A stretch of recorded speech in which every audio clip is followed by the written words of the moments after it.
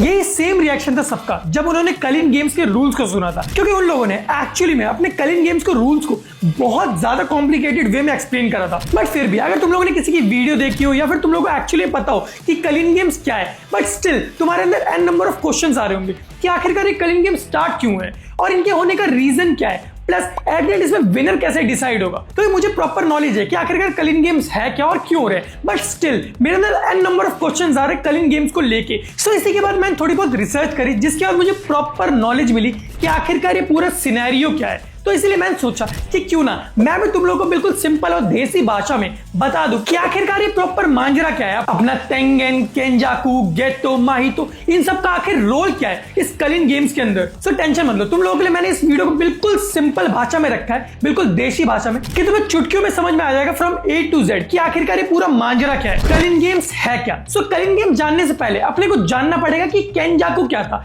और आखिरकार ये कलिन गेम्स तक पहुंचा कैसे और इसने कलिन गेम्स को क्यों स्टार्ट करा।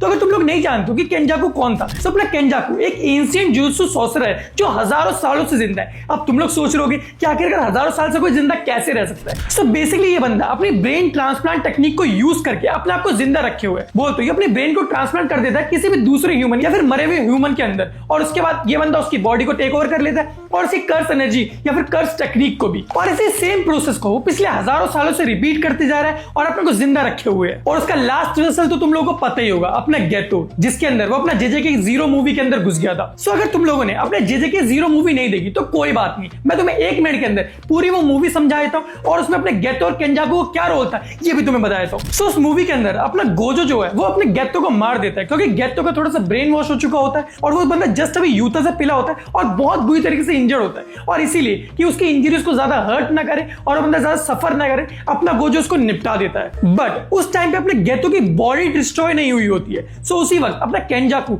उसकी बॉडी का फायदा उठाते हुए उसके ब्रेन में घुस जाता है, जिसके बाद केंजाकू अपना घर बनाया था अपने गेतो की बॉडी के अंदर, और जिसके बाद अपने केंजाकू का सबसे पहला और सबसे मेन स्टेप कंप्लीट हो जाता है, क्योंकि इसके बाद अपने गेतो की स्पेशल ग्रेड टेक्निक बोल तो कर्स स्पिरिट मैनिपुलेशन उसको यूज कर सकता होता है, जिसकी मदद से हजारों कर्स स्पिरिट्स को कंट्रोल करके उनसे कुछ भी करवा सकते, जो चीज हम लोग शिबा इंसिडेंट आर्क में ऑलरेडी देख चुकी है। अब नेक्स्ट सबसे इंपॉर्टेंट क्वेश्चन आता है कि आखिरकार अपने केंजाकू कलिन गेम्स को शुरू क्यों करना चाहता था। उसका सबसे सिंपल आंसर यही है कि अपने केंजाकू को नॉर्मल वर्ल्ड बिल्कुल भी पसंद नहीं था, अपने मादरा उचिया की तरह। वो चाहता था कि ह्यूमंस इवॉल्व हो जाए, और इसके लिए उसकी सबसे इंपॉर्टेंट चीज थी कि जो नॉर्मल ह्यूमन है जो अपनी डे टू डे लाइफ जी रहे हैं, वो तो जुजुत्सु सॉर्सरर नहीं है, उनके अंदर वो कर्स एनर्जी को जनरेट कर दे। सो अपने केंजाकू को तुम लोग एक मैड साइंटिस्ट समझ सकते हो बोल, तो जिसका सिर्फ एक प्राइमरी गोल था कि वो लोगों को इवॉल्व करना चाहता था, जिसके लिए उसको चाहिए थे मैसिव कर्स एनर्जी, और जिसके लिए उसको चाहिए था एक ऐसा टूर्नामेंट जिसके अंदर बहुत सारी कर्स एनर्जी जनरेट हो, और वो था अपने कलिन गेम। और अगर तुम सोच रहे हो कि कलिन गेम से मैसिव कर्स एनर्जी कैसे जनरेट करता, तो सबसे पहली बात कि उसमें बहुत सारे लोग मरते तो उनकी कर्स एनर्जी निकल जाती। दूसरी बात, जब 2 सॉर्सरर फाइट करते हैं तो भी उनकी कर्स एनर्जी लीक होती है, जिसके बाद वो सारी कर्स एनर्जी एक्यूमुलेट हो जाती है एक जगह पर, और जो बचे हुए ह्यूमंस होते वो उन सबको कंबाइन कर देता अपने टेंगेन के साथ। अब तुम लोग सोच रहोगे कि आखिरकार तेंगेन इस पिक्चर में क्या है और इस बंदे का क्या रोल है। सो अपना तेंगेन भी एक एंशिएंट जुजुत्सु सॉर्सरर जिसका बस एक काम था कि वो जापान के अंदर एक बैरियर बना के रखता था, जो बैरियर हेल्प करता था कर्सेस को अंडर कंट्रोल रखने में। सो बेसिकली अपना तेंगेन हजारों सालों से जिंदा है, बट उसको हर 500 साल में एक बार अपने स्टार प्लाज्मा वेसल से कंबाइन होना पड़ता है ताकि वो इवॉल्व ना हो, अपनी नॉर्मल फॉर्म में रहे। बट इस बार जो उसका स्टार प्लाज्मा वेसल था वो तुम लोगों ने देखा ही होगा। सो तुम लोगों को रिको तो याद होगी, ये बंदी जिसको अपने गोजो और गेतो मिलकर बचा रहे थे, बट इसको किसी तरह अपनी तोजी ने निपटा दिया था, और ये थी अपनी स्टार प्लाज्मा वेसल जो अपने तेंगेन से मर्ज होने वाली थी। बट ये पहले ही निपट जाती है, जिसकी वजह से अपने तेंगेन को मिलता नहीं है स्टार प्लाज्मा वेसल मर्ज होने के लिए, और वो इवॉल्व होता चले जाता है, और अब वो एक ऐसी स्टेट में पहुंच चुका है कि वो मल्टीपल ह्यूमन से एक साथ मर्ज हो सकता है, और जो कि अब अपने तेंगेन मल्टीपल ह्यूमन से मर्ज हो सकता है। और यही अपने केंजाकू को चाहिए था कि वो कलिन गेम्स के एंड में जितने भी ह्यूमंस होंगे उसको अपने तेंगेन से मर्ज कर देगा और एक न्यू उत्पत्ति कर देगा, बोलते एक न्यू वर्ल्ड बना देगा। बट तुम लोगों के दिमाग में एक और ख्याल आया होगा, क्योंकि मेरे दिमाग में आया था कि आखिरकार स्टार प्लाज्मा वेसल ही, और क्या सिर्फ ये एक ही होता है, और अगर तेंगेन इसके मर्ज नहीं हुआ तो किसी और बंदे का क्यों नहीं मर्ज हो गया। तो इसका सिंपल आंसर ये है कि जो अपना स्टार प्लाज्मा वेसल होता है बोल तो परफेक्टली कंपैटिबल होता है अपने तेंगेन से मर्ज होने के लिए, और उसके अलावा कोई भी नॉर्मल ह्यूमन बीइंग अपने तेंगेन से नहीं मर्ज हो सकता। एटलीस्ट पहले तो, बट अब कोई भी हो सकता होता है क्योंकि अपना तेनगेन अब इवॉल्व हो चुका है। अब जब ये सब कुछ हो जाता है तो अपने केंजाकू को 2 स्टेप और करने होते हैं अपने कलिन गेम को एग्जीक्यूट करने के लिए। पहला स्टेप ये होता है कि उसको कुछ भी करके अपने गोजो को सील करना होगा, जो कि वो शिबुया इंसिडेंट आर्क में कर देता है, क्योंकि तुम लोगों को पता ही है कि अगर गोजो ऐसा बंदा खुला घूम रहा होता तो कलिन गेम्स को वो चुटकियों में खत्म कर देता है। कलिन गेम स्टार्ट ही नहीं होते भाई, वो केंजाकू को पहले निपटा चुका होता। और दूसरा स्टेप ये कि उसको कुछ भी करके अपने माहितो की कर्स टेक्निक चाहिए थी, जो कि वो कभी भी ले सकता होता है क्योंकि माहितो उसी के अंडर काम कर रहा होता है। और जैसे उसको लगता है कि अपने माहितो का पूरा काम खत्म हो चुका है, जो भी वो उस बंदे के अंदर से निचोड़ सकता होता है वो निचोड़ लिया है, तो उसके बाद वो अपने माहितो को भी एब्जॉर्ब कर लेता है और इसी कर्स टेक्निक बोल दो आइडल ट्रांसफिगरेशन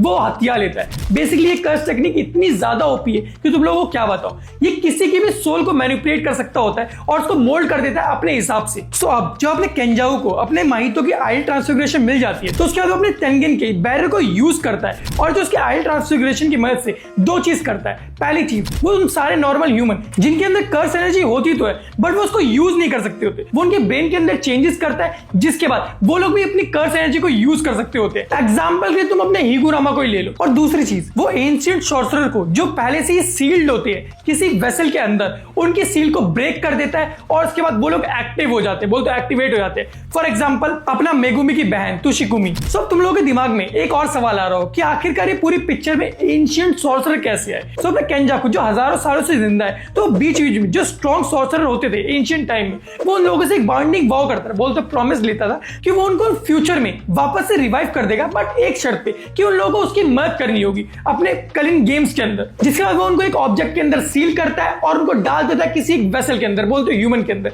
फॉर एग्जांपल के लिए तुम अपना यूजी को ही ले लो, जिसने सुकुना के फिंगर खाई थी और एट द एंड वो अपने सुकुना का वेसल बन चुका है। और एग्जांपल के लिए अगर मैं तुम लोगों को कुछ एंशिएंट सॉर्सरर के नाम बताऊं तो एक था उसमें हाजिमे, एक रियो जो 400 साल पहले एग्जिस्ट करते थे, एक अपनी यूरो तकाको जो अपना हाई एरा बोलते गोल्डन एज एरा में एग्जिस्ट करती थी आज से हजारों साल पहले। इन सबको ही अपना केंजाकू एक ऑब्जेक्ट के अंदर सील करके अपने वेसल के अंदर डाल देता है और उसके बाद अपनी आइडल ट्रांसफिगरेशन बोलते माहितो की कर्स टेक्निक को यूज करके इन लोगों की सील तोड़ देता है और इन लोगों को भी अवेकन कर देता है। बट इसी के अंदर एक और सवाल आता है कि आखिरकार उसको एंशिएंट सॉर्सरर की जरूरत क्यों पड़ी और इसका क्या प्लान था। सो बेसिकली तुम लोग एनिमे वर्ल्ड में देखते ही आए होगे कि अपना एंशिएंट मैजिक ज्यादा स्ट्रांग होता है करंट मैजिक से, इसलिए जितने भी अपने इशिकाई एनिमे होते हैं उसमें जितने मेन कैरेक्टर होते हैं वो सारे एंशिएंट मैजिक को लर्न कर रहे होते हैं। तो सेम सिनेरियो यहां पर भी है। पहली बात तो अपने एंशिएंट सॉर्सरर नॉर्मल सॉर्सरर से काफी ज्यादा स्ट्रांग होते हैं, प्लस दूसरी चीज उनका सिर्फ एक ही गोल होता है कि सामने वाले की बुस्सी भरना। वो यहां पर सिर्फ मार काट के लिए आए होते हैं कि अपना केंजाकू देखना चाहता था कि क्या करंट सॉर्सरर अपने एंशिएंट सॉर्सरर के सामने टिक सकते हैं। सो फाइनली अपने ये सब कुछ करने के बाद, बोल तो एंशिएंट सॉर्सरर को अवेकन करने के बाद,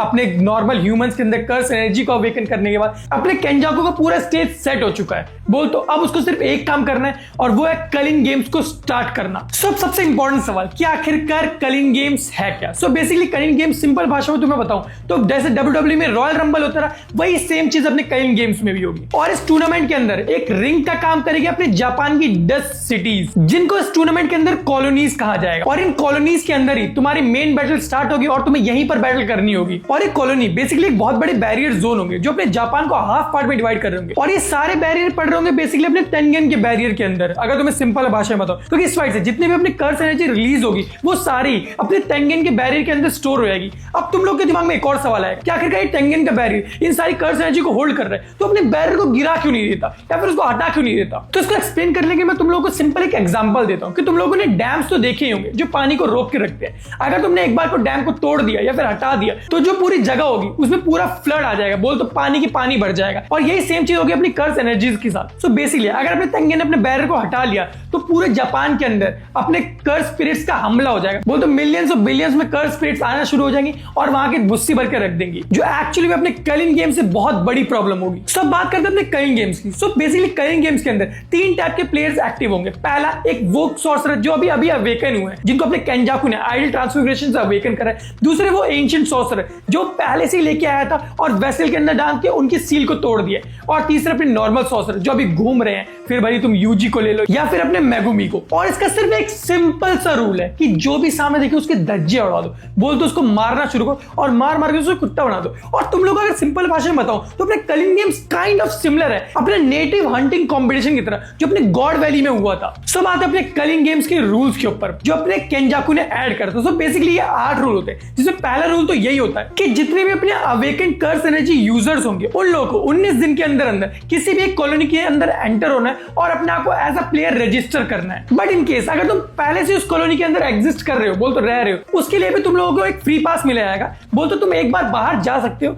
और बाहर जाकर जो भी चीज तुम्हें करनी है वो कर सकते हो, अपने घर के काम निपटा के वापस आना है। और ये रूल सिर्फ उन अवेकन सॉर्सर के लिए नहीं होगा बल्कि नॉर्मल ह्यूमन या फिर अपने जो पहले से सॉर्सर है उन सबके लिए भी है। बट हाँ, एक बार तुम बाहर चले गए तुम्हें 19 दिन के अंदर अंदर वापस से किसी कॉलोनी के अंदर एंटर होना है और अपने आप को एज अ प्लेयर रजिस्टर करना है। अगर तुमने ऐसा नहीं करता है तो यहां पर आता है अपना second rule. So rule number 2 ये कहता है कि तुम 19 दिन के अंदर अगर अपने आप को रजिस्टर नहीं कर पाते तो तुम्हारा ब्रेन फट जाएगा और तुम निपट जाओगे। बट ये सिर्फ उनके साथ ही होगा जो अवेकन कर्स टेक्निक यूजर होंगे, बोल तो जिनको अपने केंजाकू ने अपनी आइडियल ट्रांसफिगरेशन से अभी अभी अवेकन करा है। और वो इसलिए क्योंकि नॉर्मल जो सॉर्सर है वो लोग पहले से ही अपने सॉर्सरर थे, बोल तो वो पहले से कर्स एनर्जी को यूज कर सकते होते थे और उनको अपने केंजाकू ने नहीं बनाया, बोल तो उनकी कर्स एनर्जी को अपने केंजाकू ने अवेकन नहीं करवाया। सो इसीलिए रूल नंबर 3 कि बाहर भले ही तुम कुछ भी हो बट एक बार तुम कॉलोनी के अंदर एंटर हुए तो तुम प्लेयर बन जाओगे, बोल तो एज अ प्लेयर रजिस्टर हो जाओगे, जिसके बाद तुम बाहर नहीं जा सकते हो। चौथा रूल सबसे सिंपल रूल है कि अगर तुम्हें पॉइंट कमाने हैं तो तुम्हें सामने वाले को निपटाना होगा, बोल तो निस्तनाबूद करना। निपटाना मतलब ये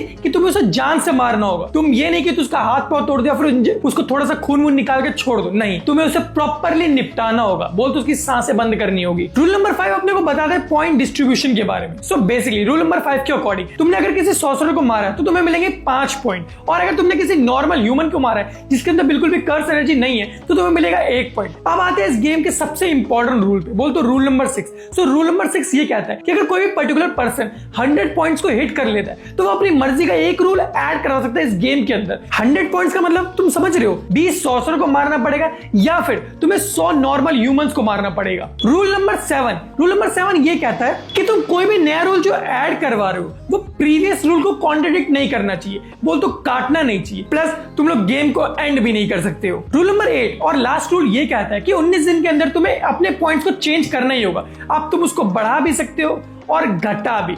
अब तुम लोग सोचोगे घटा कह सकते हो, सो अगर वो मैं तुम लोगों को बता दूंगा तो तुम लोग थोड़े से स्पॉइल हो जाओगे। और हाँ, ये 8th रूल बोल तो 19 दिन के अंदर पॉइंट कमाने वाला सिस्टम अपने सिर्फ अवेकन सॉर्सरर के ऊपर नहीं बल्कि हर एक प्लेयर के ऊपर लागू होता है। फिर भले तुम मेगुमी को ले लो या फिर अपने यूजी को। और 100 पॉइंट्स होने के बाद तुम लोग अपने रूल की डिमांड करोगे अपने गेम मास्टर से, जो अपने को रिवील नहीं हुआ है और ना ही गेम मास्टर अपने केंजाकू है। सो गेम मास्टर की जगह इसमें अपने को एक शिनिगामी दिखाया गया जिसका नाम है कोगानी। सो तुम्हारे दिमाग में अब सबसे फाइनल सवाल ये आ रहा होगा कि आखिरकार ये कलिंग गेम्स एंड कैसे होंगे, क्योंकि अभी तक पूरी स्टोरी या फिर किसी रूल के अकॉर्डिंग अपने कलिंग गेम्स को एंड करना नहीं बताया गया। तो उसका मैं तुम्हें आंसर दे तो दूं बट तुम लोग स्पॉइल हो गए। तो तुम लोगों को बस इतना बताता हूं कि 8 रूल्स के अलावा भी आगे जाके इस गेम्स के अंदर बहुत सारे रूल्स ऐड होते हैं। अगर स्पेसिफिकली बोल तो 6 रूल और ऐड होते हैं, जिसमें से एक रूल होता है इस गेम को एंड करने का तरीका जो अपना केंजाकू खुद ऐड करता है। बाकी इससे ज्यादा मैं तुम्हें स्पॉइलर नहीं देने वाला। सो गाइस, आई होप तुम लोगों को ये वीडियो बहुत पसंद आई है। बोल दो तुम लोगों को सब कुछ समझ में आ गया हो कि आखिर कलिंग गेम्स है क्या और आखिर अपना केंजाकू ऐसा कर क्यों रहा है। स्टिल अगर तुम्हारे अंदर कोई भी डाउट रहता है तो तुम मुझे कमेंट सेक्शन में बता सकते हो,